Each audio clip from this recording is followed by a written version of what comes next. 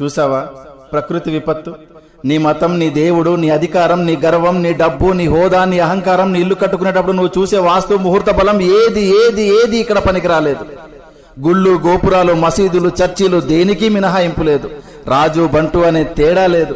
ప్రకృతి ముందు అంతా సమానమే అన్న విషయం గుర్తుపెట్టుకో. వాస్తవానికి ఒక పేదవాడు ఇల్లు కూలితే మహా అయితే చిన్న చిన్న గాయాలు మాత్రమే. అదే ధనవంతుడు ఇల్లు కూలితే కనీసం శవం కూడా దొరకదు. ఇది గుర్తుపెట్టుకో.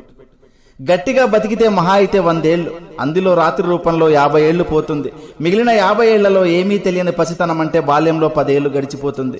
మిగిలిన 40 ఏళ్లలో చిట్ట చివరి వృద్ధాప్యంలో దినదిన గండంగా 5 ఏళ్లు గడిచిపోతుంది. ఇంకా నీ కోసం మిగిలింది కేవలం 35 ఏళ్లు మాత్రమే. ఈ 35 ఏళ్లలోనే నీ చదువు, నీ సంపాదన, నీ కుటుంబ బాధ్యత, బంధాలు, బంధుత్వాలు అన్నీ చూసుకోవాలి. కాబట్టి జీవితం చాలా చిన్నది. ఇది తెలియక కులాలు, మతాలు, పార్టీలు అనే పగలు ప్రతీకారాలతో రగిలిపోతున్నారు. ఇది వద్దు. సాధ్యమైనంత వరకు నీ శక్తి మేర